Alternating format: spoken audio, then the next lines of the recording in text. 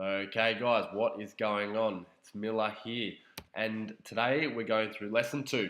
All right, so it's negative thoughts and negative feelings, and how these influence your actions on a daily basis, and also larger scale, how are these impacting the people around you as well?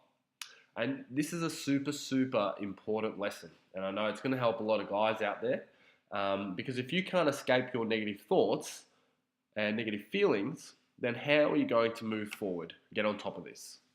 So the promise here is you will have awareness of your thoughts and feelings and some tools to rid yourself of them. All right. So where are we right now?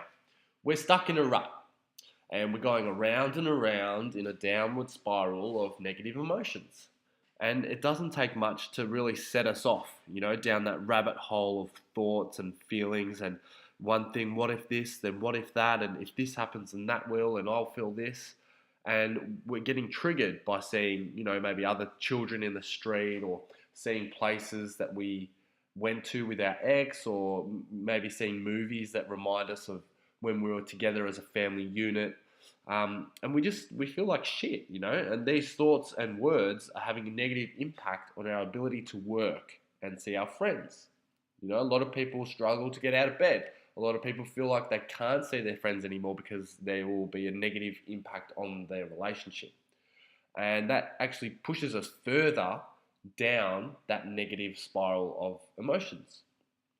There is some ridiculous statistic about people who retire. So as soon as they retire, they pass away because they stopped working.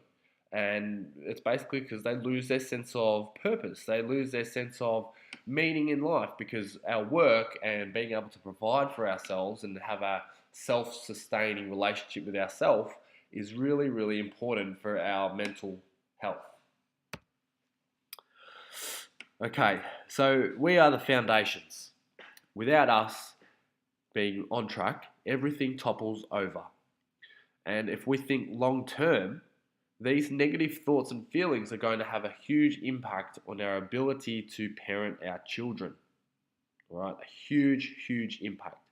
Being a role model, being a pillar of support, and setting that example for your kids so that they feel like they can tell you their problems and you'll be able to give them answers.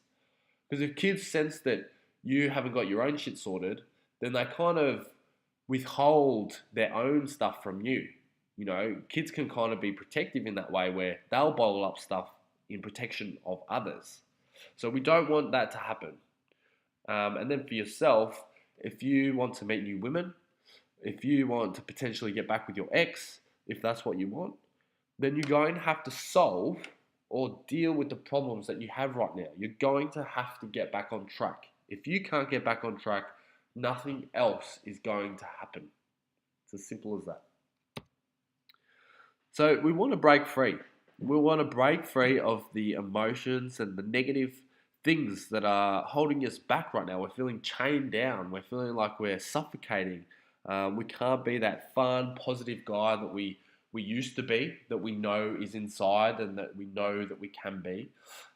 We want to feel connected to the path that we're on, and we want to know that there's a successful way forward. We don't want to be sitting here for the rest of our lives I'm sure that a lot of us never even thought we would be here in this situation. So how do we do that? So our thoughts and words. All right, let me ask you a question. Are you in control of your mind? I know that some of you might feel like you're not. That these things are so automatic, they just pop into your head and you have no idea why they come. But let me say this, if you are not in control of your mind, then who is? If you're not in control of the things that come and go out of your brain, who is? Is there a chip inside your head that someone else has planted there? Do you know what I mean? Who is in control? We're creatures of habit. Something like 50% of what we do every single day is habitual. All right? We go to the things that we know. It's the same with being in relationships. If you don't work on the things that have caused you to fail in one relationship, if you don't work on those and take massive action, then those problems will follow you into every relationship you go into. It's as simple as that. So these negative thoughts and words are literally habits that we can break. It's as simple as that. To try and stop them, though, you need to first bring awareness to them. All right, you need to become aware that you're doing something to break the habit. So let's do the conscious mind first. So conscious thought, okay, that is on the level of the words. And some common things people do is have negative thoughts and negative statements that they say to themselves, or they'll say negative questions. So, for example, questions: why can't I just get ahead? Why can't I just be happy? Why can't she just see me and just get back together with me? These questions actually reinforce the same negative thoughts. So in contrast, if you could actually frame the questions you have in a positive way, it's, well, what do I need to learn here? What is the world trying to teach me? What is the gap in my knowledge that I need to work on? And if you think about statements, I am so angry and upset that she would do that to me. I'm so fucking pissed off.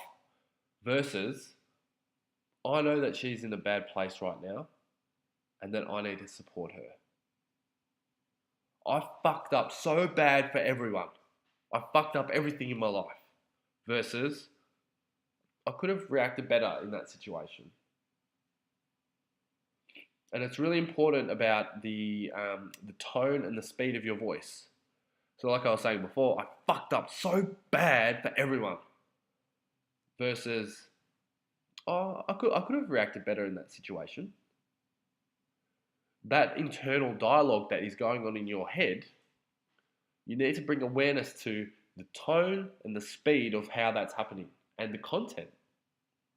Super, super important. A simple shift in reframing what you're going through or the thoughts that are coming in has a massive impact for how you feel on a daily basis. You know, people do the best that they can with the resources available to them. So for you, you're doing the best that you can, okay? We're all doing the best that we can with the resources available to us, but it's a matter of learning, okay? And hopefully this will open up your eyes to the things that you are doing. Okay, next, identity. All right. So many of us identify with our emotions. So they'll say, I'm depressed. My depression holds me back. My anxiety won't let me push through my comfort zone.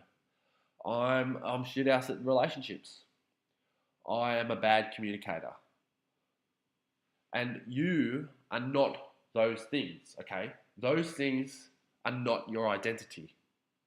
We need to create a bit of separation from your identity, who you are as a person, and the emotions that you feel every day. Because the fact is that you are not those things, okay? You might be acting a little depressed, you might be acting a bit anxious, but those are not your identity, okay? You might be acting a little bit bad in front of your kids, okay? But you're not a bad father, okay? You might need to work a bit on your delivery and your communication, but you're not a bad communicator. If you disconnect from these feelings, from your identity, they will begin to cease to rule your mind. Every time that you catch yourself doing this, where you identify with the emotions or the conditions that you've been diagnosed with, every time you catch yourself doing that, you must stop. You have to bring awareness and just stop it. Stop it in its tracks. And this is going to be a lot harder than you might think because these things are so automatic. They're so habitual. We're in this regular pattern of feeling like this that breaking out of that is going to be hard. Okay? It's going to be hard. But if you can start with at least 2 times a day,